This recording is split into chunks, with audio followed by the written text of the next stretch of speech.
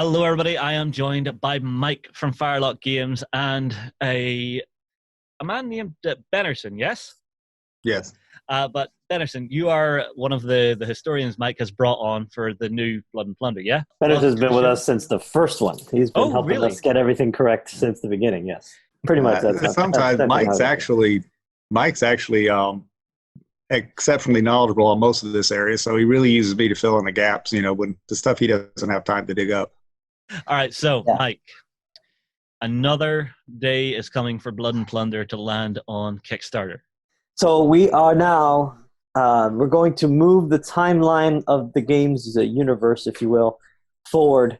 Originally Blood and Plunder started out covering the 17th century exploits primarily of the Buccaneers.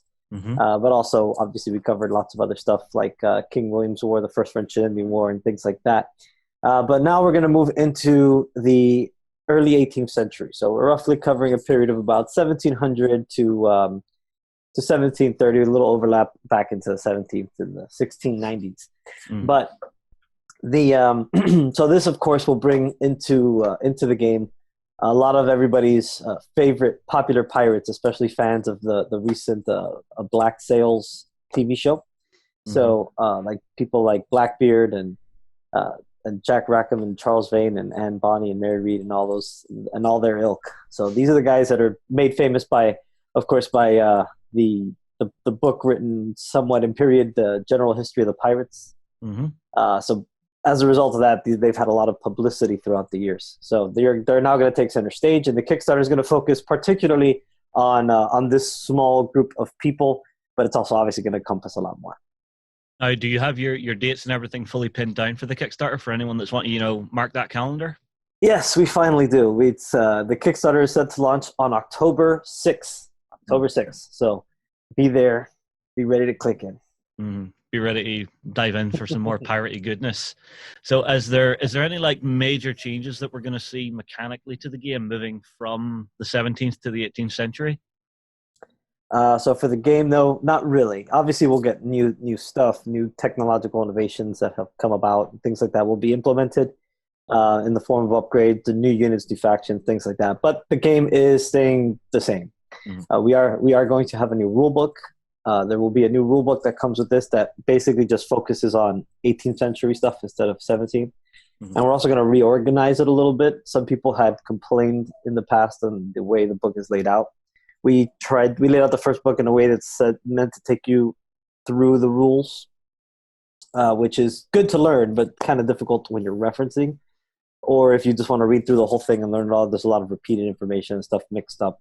So we're going to kind of consolidate that a little bit. So it's the same information, just presented a little differently.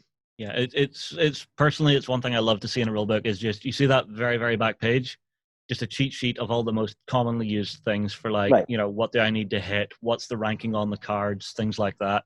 And which we have, which is in there, of course. But this is kind of just a reorganization, and it does not invalidate your existing rule book. So if you're comfortable and happy with your existing book, then you're good to go. Excellent. Excellent. Yeah, I mean, you were telling me about you brought on a sculptor, Mike. Yeah, so we brought on a sculptor just as the start of the year, our first big hire in a long time, and so full-time sculptor. I mean, it's awesome. If you guys have seen some of the new models that we've put out recently, like the Braves and stuff, he's the one behind all that. So, and we're still working with our previous sculptor, but he's not, he works for another company and he freelances with us. So we just needed somebody dedicated. So now we have, between those two sculptors, we have a great arsenal available to us. Are there any new units you kind of want to give a little call out to? Yeah, absolutely. So let's go ahead and I'm going to try to show some images here. Mike is going to do a technology. Brace yourselves. Yes, I might crash the whole thing. Let's see what happens. No. So I'm just going to, this is a work in progress of one of our 18th century soldiers. So you can see kind of, I don't know if can you see my mouse? Yeah, we can see your mouse. Okay, perfect. So you can see he's got a cartridge box as opposed to the 12 Apostle Bandoliers. He's also got a a socket bayonet, right?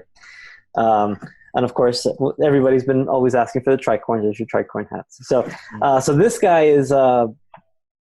This will be part of a plastic kit. So everything coming in the actual Kickstarter is going to be in plastic, hard plastic, multi-part kits. We are, for those who are worried about it, we are still continuing to do metal models, but they will be, but obviously everything, we can't do metal models in Kickstarters anymore, or resin. It doesn't work. It just bogs down our operation locally here. So all that stuff is going to be, anything metal and resin is going to be developed through regular releases or through Firestarters, which if you haven't seen our Firestarters, it's basically our own crowdsourcing on our website, direct on our website. Because it keeps it at a scale it's manageable. It's just, with the scale we've been hitting on some Kickstarters, we just needed to do those in plastic, right? Plus, I think having the plastics as an option is just a great thing. There's a lot of people who only like plastics, just like there's some people who only like metals, you know. Well, so it gives us a lot of flexibility. People who think plastic's the perfect starter set for someone new to the hobby, so definitely a good shout. And the plastics do have to, not that they have to, but the plastics are a better price point too. So it's a little easier to get into the game with the plastics from an actual, you know, money standpoint. Yeah. So to go with that guy I just showed, so we have the soldados reformados, right? So those are basically the reformed Spanish troops, more in line with the French doctrine of things. So I'll share their blood and plunder stats for those who know. They basically are trained. They have firelock muskets, socket bayonets. They have a fight value of 5 with a fight save of 6, shoot skill of 6, and shoot save of 7, resolve 5. They have ruthless, expertly drilled, fast reload, and unwavering. So I'll let you guys go. If you know what the blood and plunder rules are, you can go and check those things out, and you can see that they're a pretty tough customer. The unwavering, especially, I think is the most fitting. So if you're a unit that starts shaken, can actually remove a point of fatigue if they start shaken, and then they can take actions normally, right? So that is, I think that really brings home the improved discipline and that these troops had, and how they were a lot. There's the training in general was just better going from the 17th to the 18th. They just implemented a lot of reforms that just made it. Now, there is one thing that I've been hearing about that I'm actually quite curious about is you're going to be doing a starter set with a ship. How big a ship are we talking? With 2 ships. 2 ships. With 2 ships, yes. So that is our Bermuda Sloop. So there's your side view. So one really cool thing, and this is still a work in progress. We're still tweaking and working and trying to get this thing the way we want it. So a couple nice little things. One, the rudder actually works.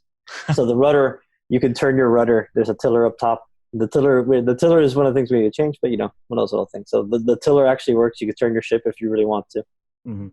So you can notice on the side view. So you see we've got, this ship is from end to end, not counting the head rails or the bowsprit or anything like that, or the lantern. Roughly, I think it's about 10 inches long. So it's about the size. It's a little bigger than our bark that we have now. I'm guessing smaller than the sloop. It's a 2-section ship. Yeah, a little smaller than the regular sloop we have now. But you'll notice it's a little more heavily armed. So you actually get an extra cannon that goes under the quarterdeck there. Yeah, I'm seeing 4 cannons stay aside, 4 swivels stay aside. Yeah, that's right. So 2 in each section. That's another thing. It's got an extra swivel in the forward as well. So you'll notice that there's a lot more little details, right? Like you've got the chain plates with the actual eyelets and stuff through them. You've got the stanchions I don't know if stanchions is the right word, but you've got the posts for the cannons and a bunch of little bits like that. A lot of these pieces will be optional. So you'll see right there, you can see on the deck here a little bit, you can see there's some water pumps. You can see there's a capstan here in the front, and there'll be a few bits like that are customizable. Some of this stern decoration that you see here, right? There's another shot of the capstan and the pumps and whatnot. Now you'll notice too on the rigging, there's we were able to put a lot more details. Since we're not just using dowel now, we're actually casting the parts. We can get some of the little rigging bits a little nicer. Is this plastic too? This is all in hard plastic, yeah. So this will be a multi-part kit. Here's a close-up of some of the detail. These gun part covers are actually placeholders for now because the other ones have to get worked on, and I just didn't have them ready, so I just threw the old ones on there. These are the ones from our existing ship line. So you'll get your swivel guns, you'll get your cannons as usual. As usual with one of our kits, you'll get all the pieces in there, right? I think this is the last shot. Let me see. Yeah, so that's the last shot. Just another stern view. So you'll get all the pieces you need in the kit. We're working. There's a good chance you'll see some sale options, which is going to be fun for stretch goals. But otherwise, we'll have just downloadable paper ones like we've done in the past. But we are looking into some cool options to maybe we can add some sales in part of the kit. So the core of the whole Kickstarter, right, is a 2-player starter set, which is something that Blood Plunder has been desperately needing for a long time, but is just super impractical to do in metal because it would cost like $300. Even the postage for the weight. Yeah, exactly. So thankfully we can get to less than half that with this with this package. So we don't have the ship is this ship has been very difficult. It's been a ton of work.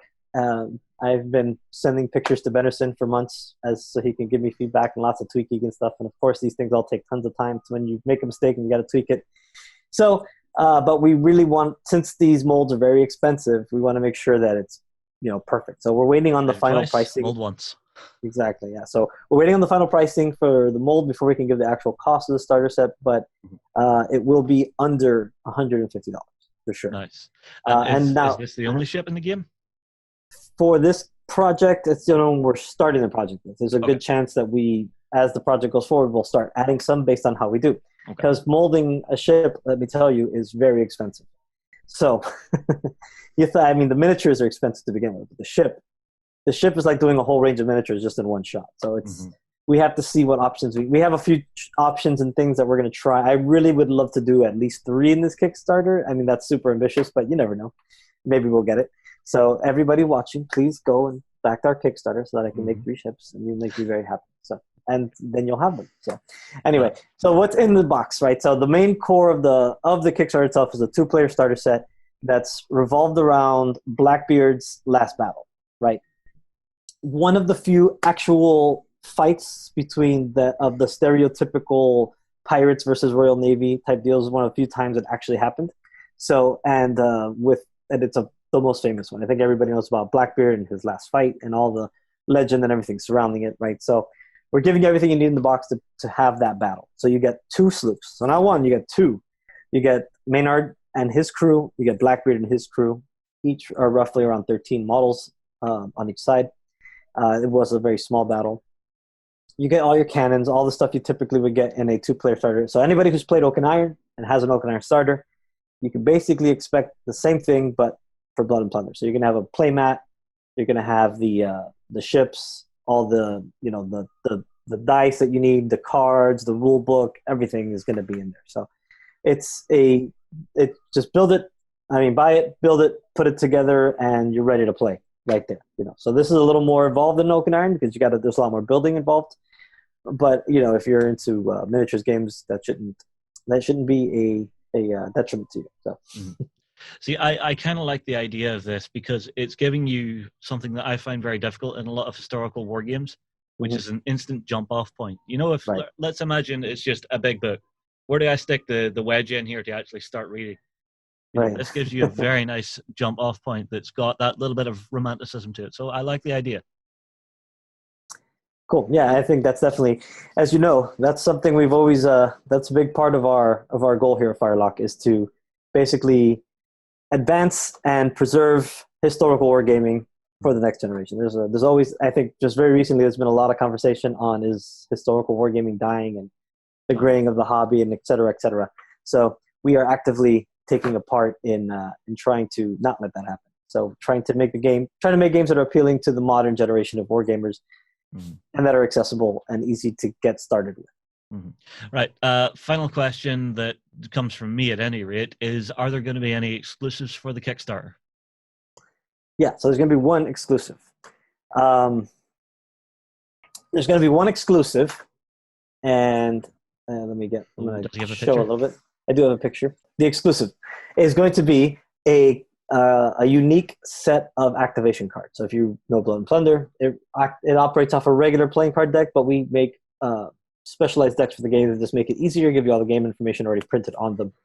So this one is going to be, it's going to have all new art. It's going to be exclusive to the Kickstarter. It's going to have custom back box, etc. So everybody loves art, especially Ian Hosfeld, who's our Peter. Ian Hosfeld, I always He uses multiple names. It's a strange artist thing. I'm always confused by it. Oh yeah, He's a very talented artist, and he's done all of our sketches and everything else. So all his art is going to be featured on the card. So you'll have the face cards and stuff. This is kind of the direction. These are just prototypes, just to give you the idea. So they're going to feature the art that we've had in the game. And they'll have some more stuff. They'll have like some typical game maids like you've seen in the other cards. We just got to figure out a clever way to add them in. Yeah, to engineer them. Yeah, to make them look good, because these should be a little form over function, just because they're made to be nice and pretty. Yeah. But we still want them to be functional. So there'll be little shortcuts on there and stuff. We just have to find a clever way to do it. Just put a 53rd card in. There you go. I'm really looking forward to this, Mike, because I mean, like Blood and Plunder, it's a fantastic game to play. What part of the 18th century are you both most excited to actually start looking at? Because I mean, you're mentioning some of the big names are there. Is there anything that's really just happened during that time period that you're really looking forward to like exploring or maybe starting to do research on?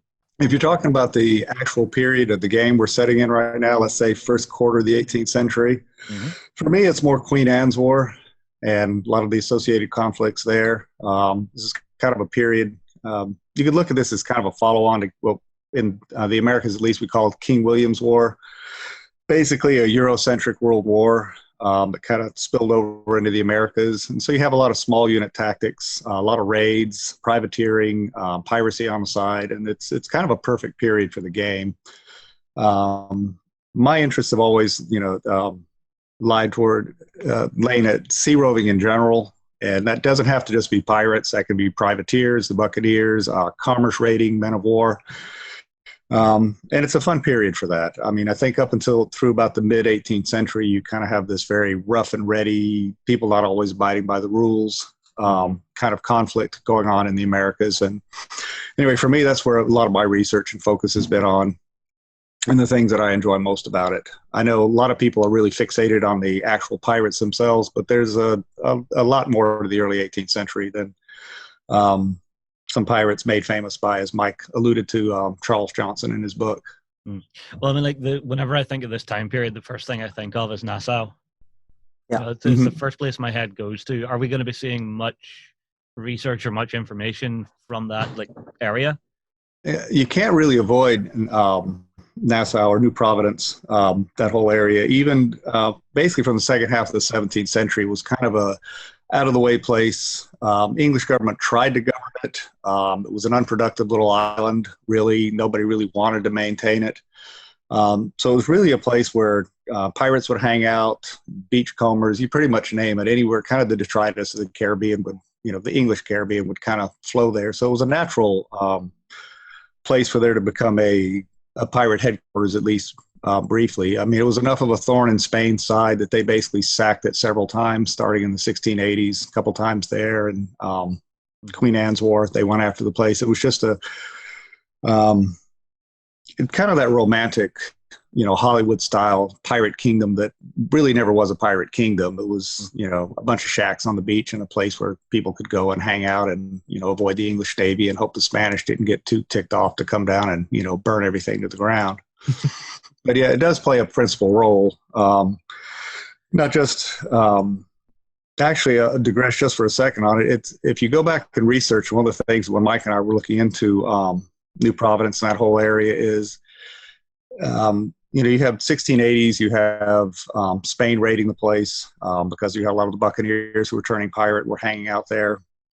But you also have a series of kind of semi-corrupt English governments and lots of wife swapping going on down there. And you start reading these things and it's corrupt, semi-corrupt, pirate hunters who are also engaging in piracy on the side. And like I said, stealing each other's wives and girlfriends. And, it does in a lot of ways live up to its reputation, and then you bring it into the end of Queen Anne's War. And you have a lot of English privateers. And at first, the privateers are English government's worried, what do we do with all these privateers? There's like 1,500 of them. They might turn pirate if we, don't give them something to do. So somebody came up with the never brilliant idea of let's let them, hunt Spanish pirates. Well, there's not very many Spanish pirates. And privateers don't really want to hunt pirates anyway because pirates tend to fight back. So it's easier to raid Spanish merchant ships, which don't really fight back, and you can claim they were pirates because that's what the Spanish were doing. And then the English government says, oh, well, we can't have that, so let's just revoke their commissions. So they all kind of rally together on, at Nassau and say, hey, let's just, fly the black flag. And then, of course, you've got to suppress that. So you get Woodes Rogers privateer, come in with some naval vessels and pretty much put an end to that. But anyway, long way of saying that it really does live up in a lot of ways to the romantic ideals. It's not quite like Black Sails as big as they made it. Hollywood blows everything up out of proportion because, it's got to look good on the big screen. Oh, yeah, you've got to have that explosion.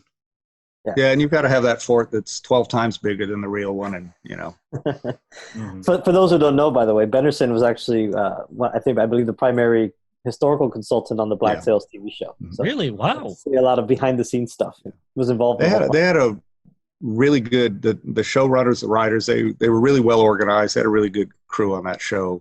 Some Hollywood shows, I've heard that they're like rewriting everything, 5 minutes before they shoot. My own experience with a lot of Hollywood types is they simply don't do their research. Their research is, watching a pseudo documentary on the History Channel. But these guys actually had read a lot before, and then they brought me on early on in the show when they were first, developing the concept and everything, which is, even though it's a fictional show, and it pretty much gave the audiences what they wanted. They wanted to get it half right. And, it's nice. It's like working with Mike. Mike's already done his reading and background, and you don't have to sit down there and say, hey, he already knows lots of this stuff. So you're really kind of working on board with, sorry, I'm flattering you so much, Mike, but it's nice working with people who actually know what they're doing and, actually know the subject. And these guys were like that. They'd done a lot of their homework first.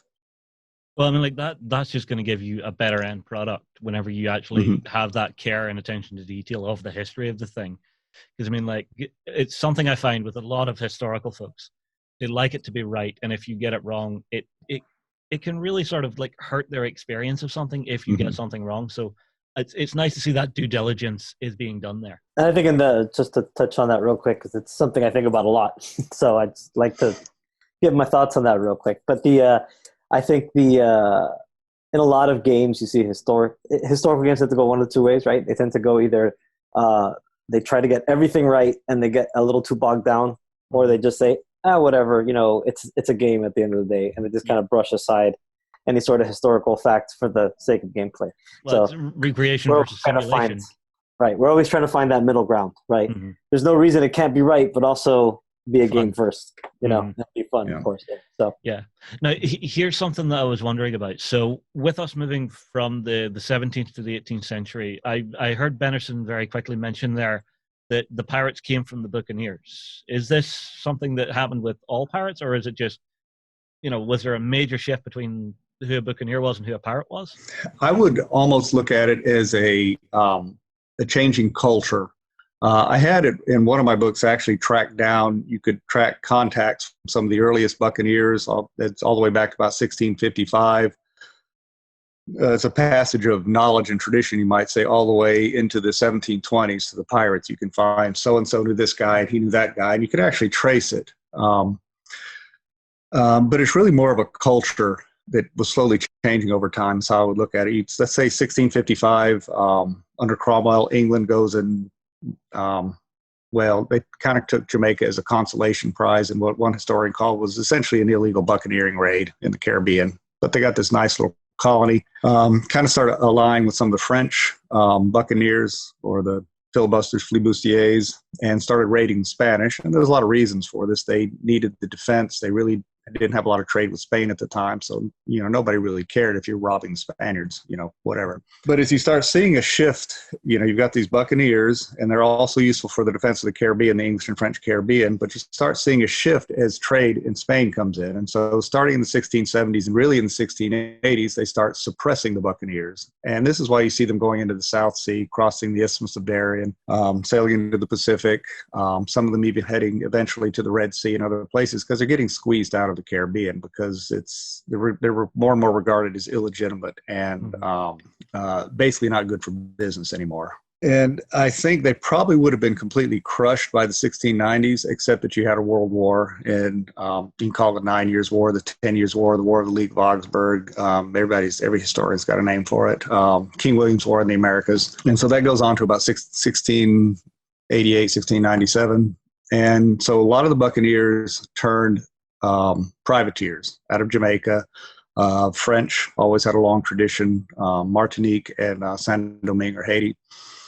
So they're cruising on as privateers, but some of them don't really like being privateers, and they start heading to the Red Sea, Henry Avery. So you've seen a generational shift already. You still have this core of they have rules, the Brethren of the Coast, and they kind of have an informal written code, although each ship actually makes its own separate set of rules. But the attitude is kind of shifting, and you could almost see from here, well, if we, Spain was actually an ally of England at the time. England and France were at war with each other. So instead of this complete focus on Spain anymore, you're seeing people start moving off pirates, more toward actual piracy, but they're not quite there yet. Then you have a short peace, and then very early 18th century, you have Queen Anne's War. Privateering is not as lucrative as they'd like it. So the descendants of these original buccaneers, they kind of have their own set of rules, even for privateering, derived from the original buccaneer rules, unlike European privateers, whose articles tend to be constructed a little different. But privateering is getting more difficult. You see a shift in tactics. You don't have large numbers of buccaneers anymore who are getting together with officers who have experience in land warfare and attacking Spanish towns and cities. They're doing smaller raids, and they're really focusing on true privateering now, which is basically run down merchant ships, scare them into surrender, and take them. So they're kind of losing, in some ways, their martial prowess that the buccaneers had. Because buccaneers were, in a lot of ways, they weren't afraid to attack, almost any size Spanish city or Spanish vessel. And then I mentioned this earlier, Queen Anne's War ends, the economy's depressed. And when you've got several generations, look at it this way. If you're heir to a type of a really engaging, adventurous lifestyle, you probably don't want to be a common seaman. There's not that much work anyway.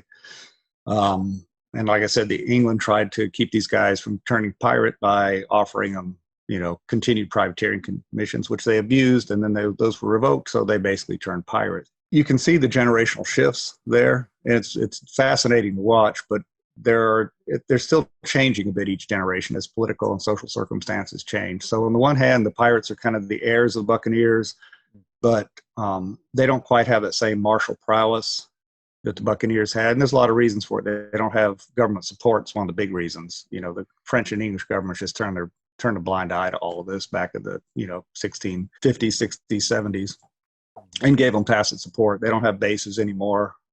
They can't really get the number of people together. So I don't know if that really answered your question or confused or muddied the waters more. No. It actually makes a lot of sense. I mean, if I was to boil it down, so the pirates that we're seeing in the early 1800s are a generational evolution of the older buccaneer. Yeah. Yes. They've kind of gone from the buccaneers were sort of a class of I wouldn't call them mercenaries, but similar to maybe like landsknechts in Europe, right? They have their own martial culture. Mm-hmm. Right, and then as they progress into pirates, they sort of just become kind of like thugs, right? Just armed thugs. So you see a move away from an emphasis, even though they still, Benerson will probably correct me if I'm wrong, but even though they're still relying, if they're actually fighting, they're still relying on an emphasis on musketry and arms, but they tend to now more lean on their pistols and showing off how well armed they are. And so they're really more there, a pistol is more a weapon to get in your face and threaten you with, whereas a musket is a tool of warfare where you're actually engaging an opponent from a distance and ready to make a fight, if that makes sense.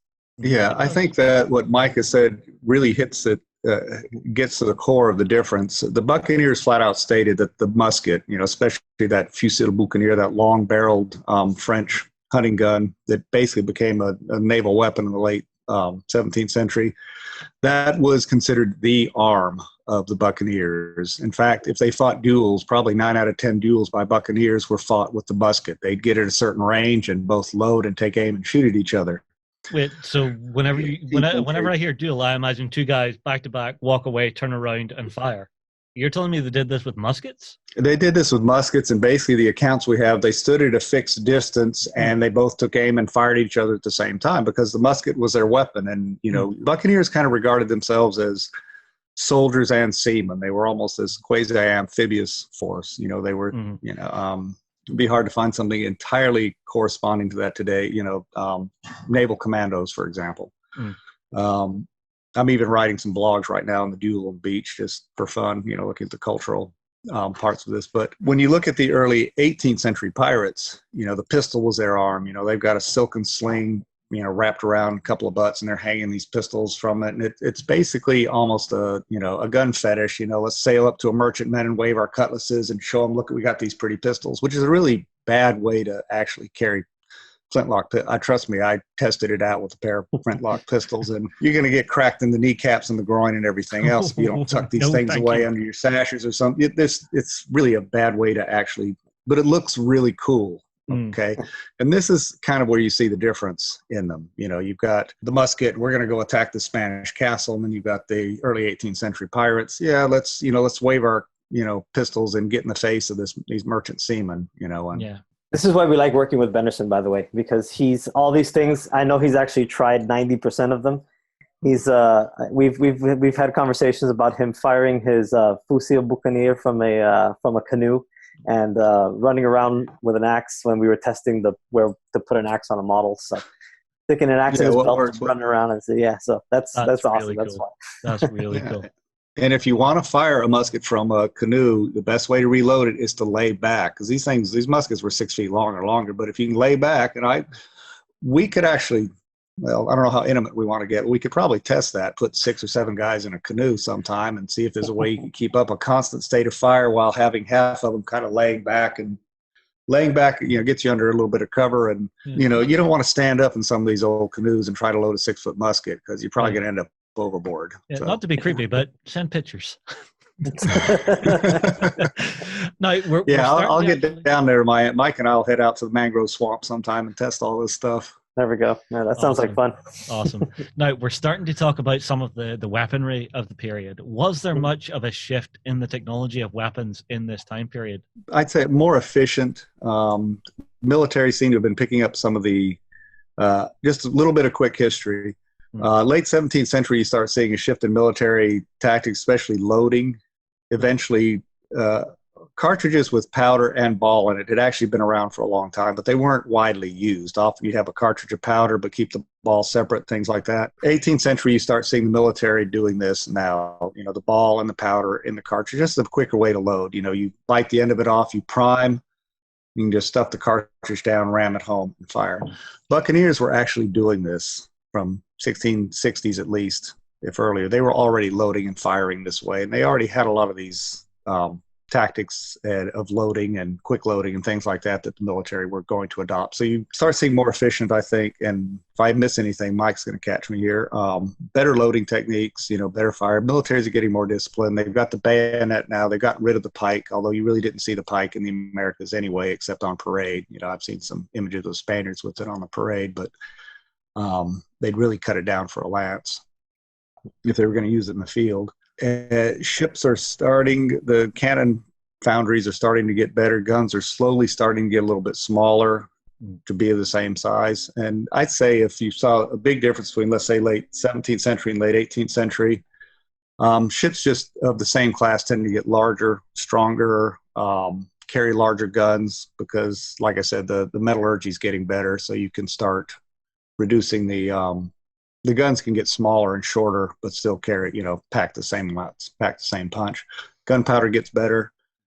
You can actually follow from, let's say, early 17th century to the early 19th century, the amount of charge a musket takes to carry for the same size caliber actually gets smaller and smaller as powders get much better. I mean, I have a replica Buccaneer gun, and if I loaded it with the 17th century charge that these guys use, it would probably burst the breech, with the modern powders. Even modern black powder is just so much more efficient than it was. I don't know. Mike, did I miss anything? Well, the only one thing I would say you overlooked is the biggest change is that you definitely get the age of the matchlock pretty much ends completely. Oh, yeah. But you might see a few in Spanish hands and some far-flung outposts in the early 18th century. But yeah, even Spain gets rid of the matchlock. They have. What about native fighters? Would they still use the matchlock? Yeah, all the research I've done is that they had some matchlocks early on, but mostly basically once you in the Americas, once you go into the field, you want a flintlock. If you're doing any kind of guerrilla operations, you want a flintlock. And so you pretty much find Native Americans armed with flintlocks. The Spanish would give them the escopetas.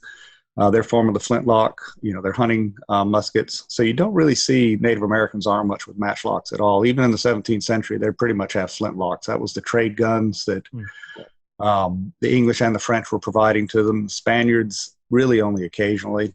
Right, Mike, question for you then.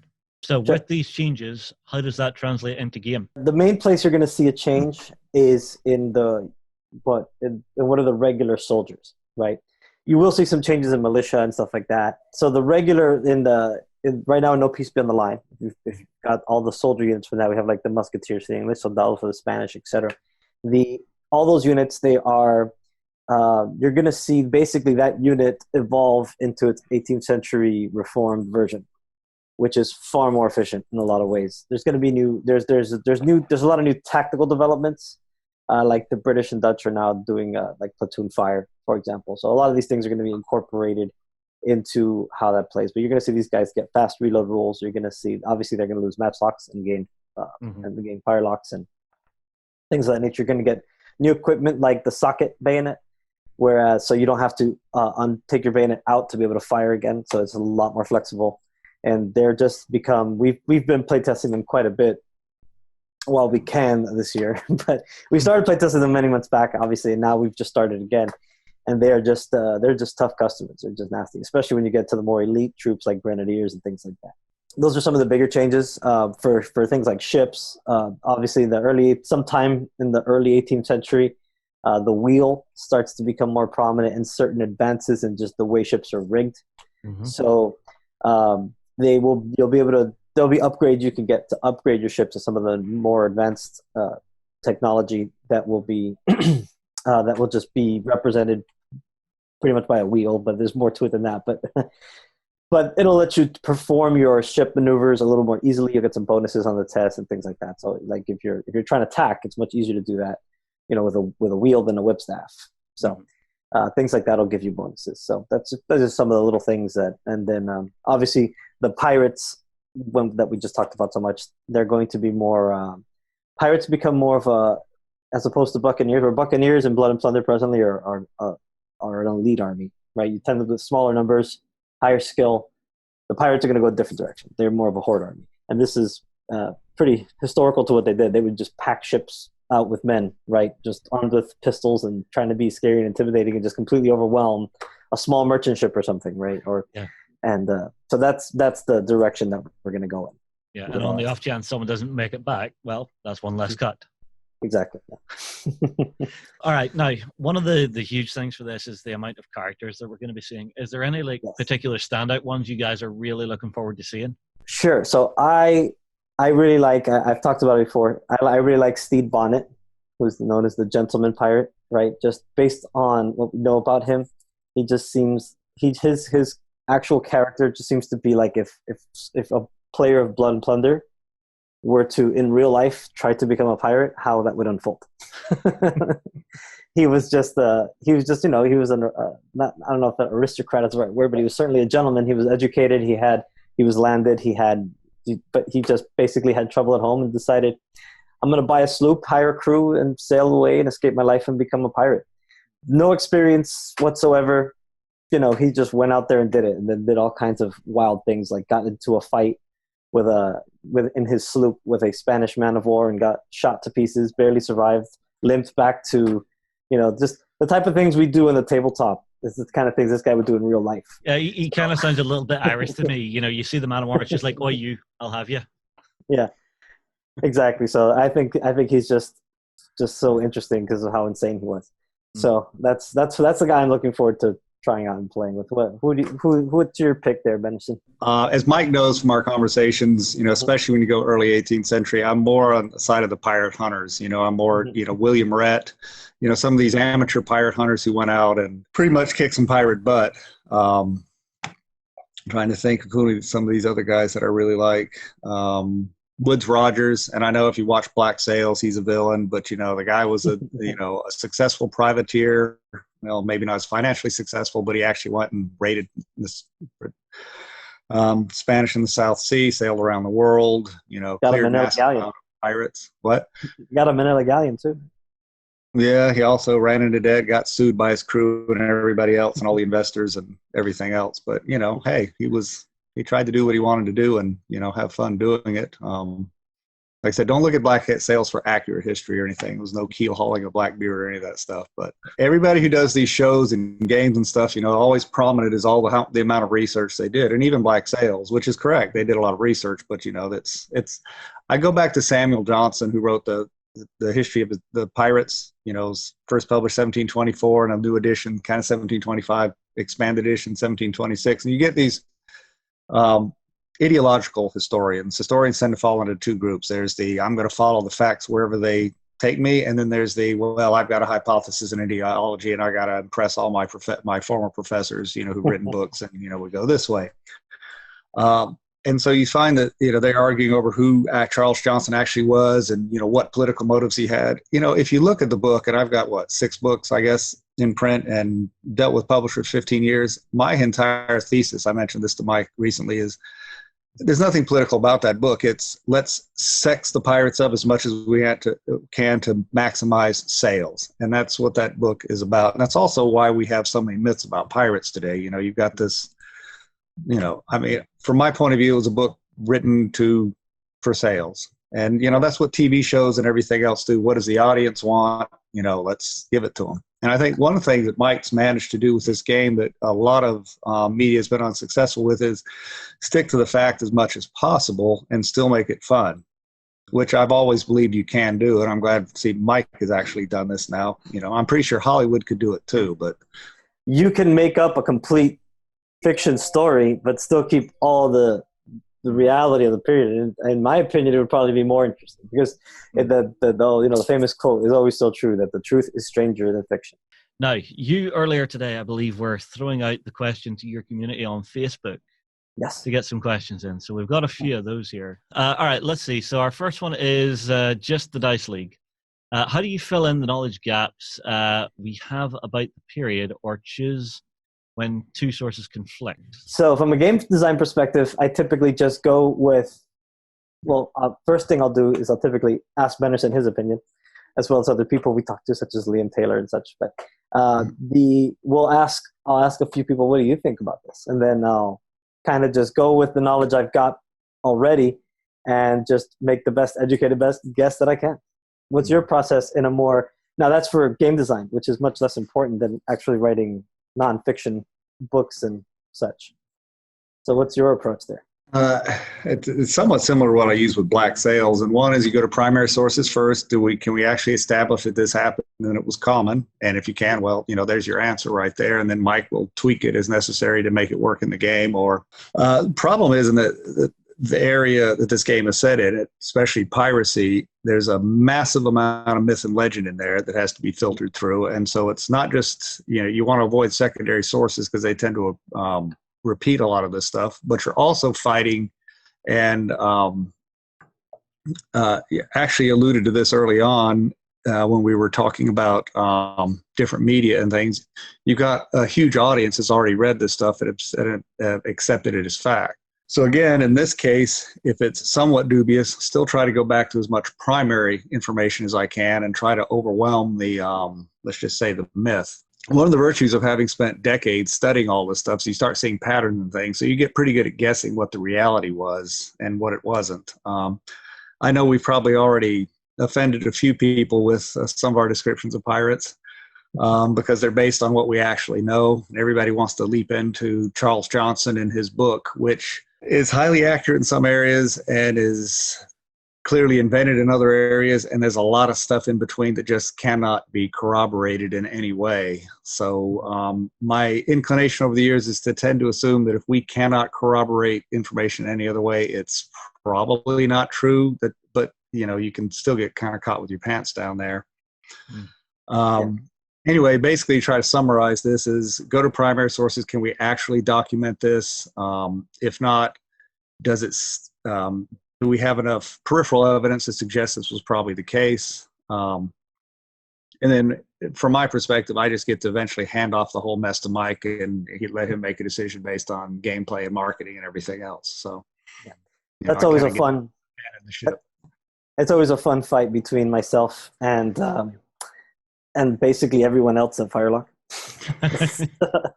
So yeah, when we started, they're like, no, we first just give people what they want. And I'm like, no, they're going to know the real thing. That's right. We actually had conversations like this very early on when we first started doing this stuff, and it was like the figures, boots, and I'm like, no, you can't. They don't wear. There's no horses on ships. You don't get to have pirates in boots. Okay, and that was kind of the start of all of this. It's like, no, we can make it accurate. There's no boots. I know somebody had researched and wanted to do Joquat de la Haye, a female buccaneer from 1650s. Shouldn't exist. I found her original source. It's 1940s, 20th century. But, you start having conversations and it's like, but we need a female buccaneer. And I'm like, there probably were some, but they were in disguise. I said, we don't have a historical 17th century female, pirate we can go to. And, you're constantly fighting popular culture, trying to research this. And because people get really, really attached to some of their ideas. Things. But again, as Mike said, the truth is actually more fascinating, Mm-hmm. Yeah. All right. So next up, this one I'm kind of going to cherry pick from because there's like 5 or 6 questions in here, Mike. Okay. Yeah, go for it. Paulina is asking for Blood and Plunder. If your next Firestarter is a success, will you do more of them in the future? And is there any chance to see cavalry lanceros with those militia pikemen in the next Firestarter? I hope we don't have to do fire starters, honestly, because we do fire starters simply because that was just there's stuff I wanted to do that we didn't have the budget to do. So I said, let's make the budget. So that's how we made the budget. So, but yes, we will be releasing more things in like I talked about earlier. So anything metal, resin, things of that nature will be direct releases. They won't come on or through fire starters. Mm-hmm. There is plans to obviously release more. So this year I'd like to do at least 2-3 more units for Blood and Plunder for existing things that are missing. Mm-hmm. We've been neglecting doing the Bucaniere for a long time. We need to get those done. Obviously, there's 2 new Native American units for the North Americans that need to get done.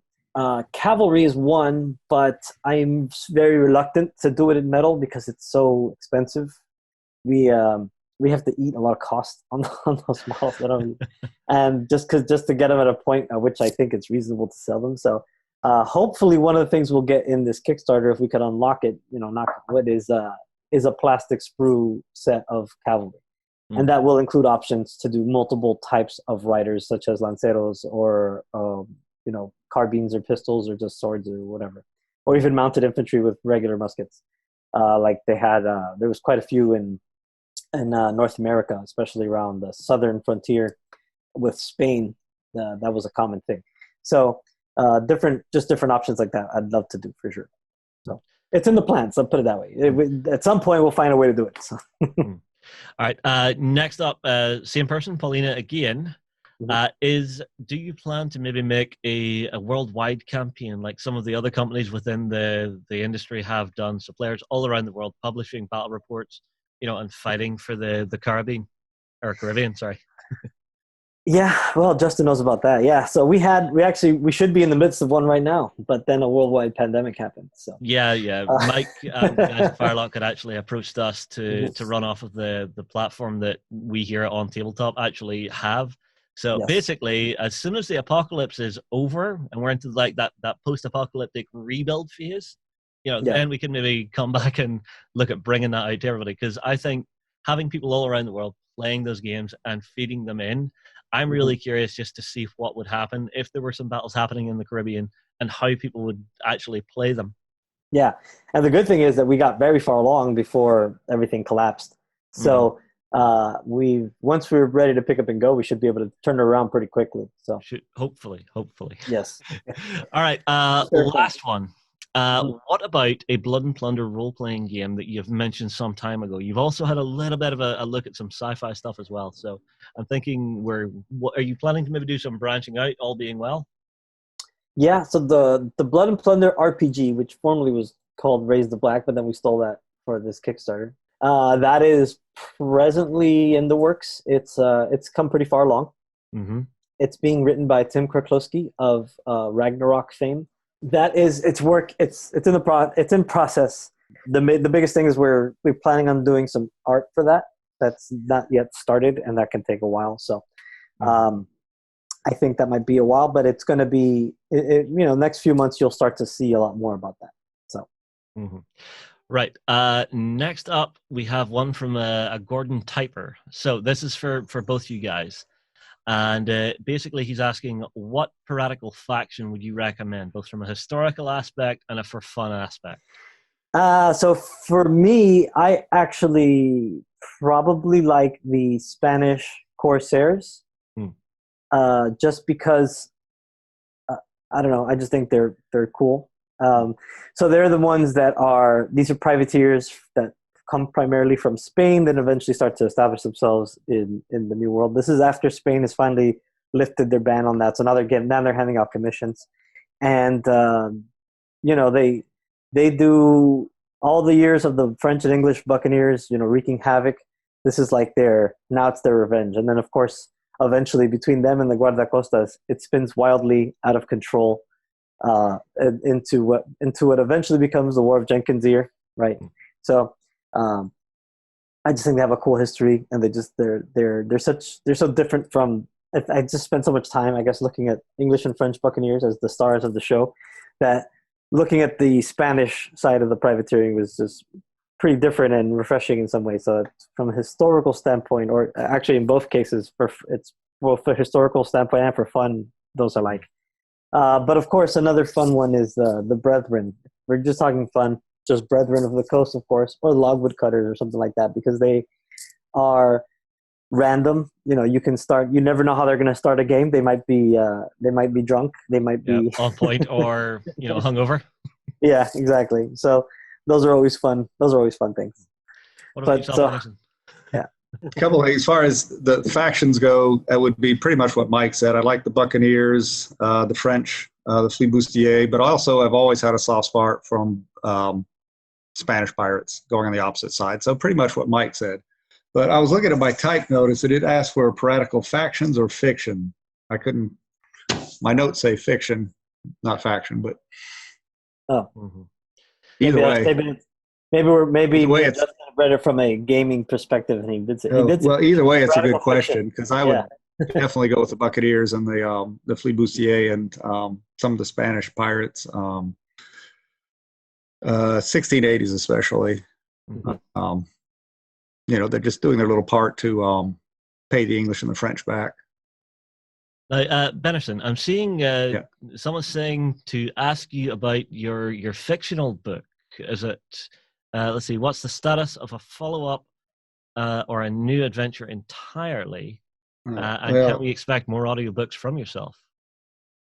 Okay, quick on that. I have some modern fiction in the works, which might be more marketable right now. I do have a novel from a small publisher called Fortune's Whelp. It was kind of a book I rewrote many times over about 20 years, from a true original Sabatini-type romance into much more of just a kind of a straight adventure and intrigue that actually starts in England and Ireland. And the whole point of the book was to get him to the Caribbean as a privateer with his commission. It was a long first novel. I've cut it down into several parts and completely redone it. But like I said, it was a small publisher, and I did write a sequel to it.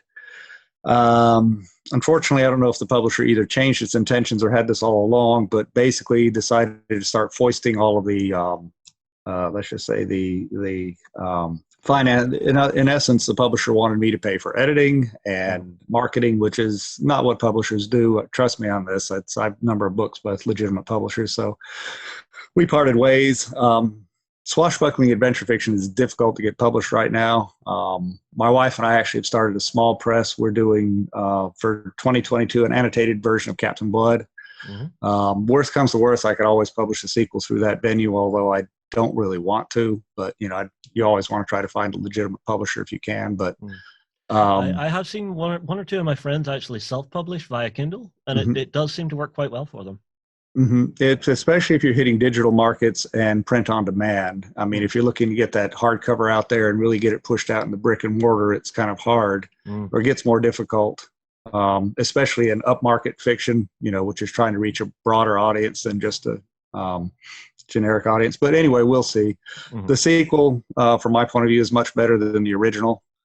And if that works out, I'd write another sequel to that, and it might actually switch back into this guy's earlier lives into the 1680s. As for audiobooks, that's really up to publishers. They don't tell writers anything. If the market is there for an audiobook, they'll publish it, and then you'll find out by seeing it on the internet, or one of your friends calls and said, hey, I saw your book on Audible. I'm like, seriously, which one? And then you go back, because the publishers don't tell you. Golden Age of Piracy is on Audible, or it's not. It's Sea Rover's Practice is an audiobook now. I suspect Golden Age of Piracy may get there. Some of the other books, I'm sure the publishers will figure that they've been in print so long, there's just not enough sales anymore to justify it.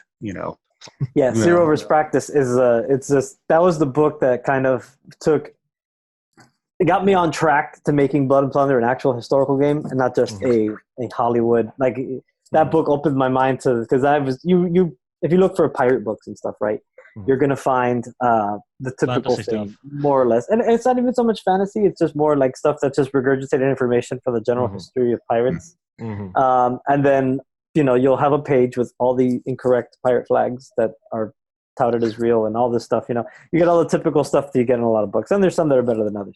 But point being, a lot of it focuses on the general overview of the history and doesn't focus on a lot of details. And if you're watching this, you're probably a war gamer, board gamer, some kind of gamer, some kind. You're probably very interested in the nitty-gritty detail of everything. And Sea Rover's Practice is the only book I found that really gets into that. There's some books that will touch on it. They'll mention it. They'll mention certain things. You'll get some tidbits of information, but nothing like what Benerson has done. It's pretty unique and remarkable. So it's definitely worth reading if you're going to sit down and do some painting. Check out Sea Rover's Practice, and it is on Audible, so you can listen to it, and it's pretty awesome. Yeah. And his fiction book is quite good. I read it. And I'm looking forward to the sequel. Hopefully he gets it out sometime. So. Oh, yeah, there's a character. There's actually a Spanish character in there that kind of shares a lot of characteristics with you, too. If we ever get it published, Mike, I'll there we go. Cool. I'll be ready for him. Send you a copy. But, yeah, Sea Rover's Practice, I pretty much wrote the books that I couldn't find in print. And there was no book that discussed tactics of, pirates and privateers in this era. So I ended up writing one on it. And it's also the safest of all the books, because it's tactics. They don't get too political. You can't say, you're dissing my idea of pirates and stuff like that too. So it's always got the best reviews. Golden Age of Piracy, the camps are kind of divided into, I don't like what he's doing to my pirates. I know pirates were cooler than he says they are. And then you got the other people who are going, I've got people who've written me and said, well, sorry, I hate your book. I disagree. And other guys go, hey, I'm 60 years old. I got 100 books on piracy. It's the best book I've ever read on piracy. But Sea Rover's Practice is not that. It's completely safe. It's all tactics. It's, well, that's not true. There's 2 pages in there that I found some people on the far left and the far right both be offended by, but, Inevitable. You will never please all people on this planet. It's something we've learned. And I think on that note, I think we will wrap this one up. Thank you guys very much for joining us. Mike, I think there is one thing that we forgot to touch on very quickly. When are we expecting the Kickstarter to hopefully deliver? So delivery, we're looking probably in about October next year. So we're giving ourselves roughly a year. The first mold is already in production and eating up the last of our budget. So we are already in the process of getting it. So now it's just a matter. The big thing that we got to get funded is the ship. The ship is the big part of the 2-player starter that needs to be, that's got to get done. And then we'll be releasing information. So if you go to firelockgames.com/raise the black, I believe that's the URL. But if you go to our site, you can just click there and be a link for it. There's a landing page that has information on the Kickstarter, and that there's a place to sign up, to put your email, get updates. So there'll be a lot of information. We'll be sharing as much as we can as we go. So again, the project launches October 6th. So watch for that on Kickstarter. We'll obviously be, it'll be up on the OnTableTop site, so people can find their links there if they be, or just through us or through email or what have you. And don't forget to make sure and check the guys out on Facebook as well, because they're always doing updates on there as well. Yes, check us out on Facebook for sure. Firelock Games, Blood and Plunder, Buccaneering on the Spanish main page, Oak and Iron Gamers Group, and Blood and Valor.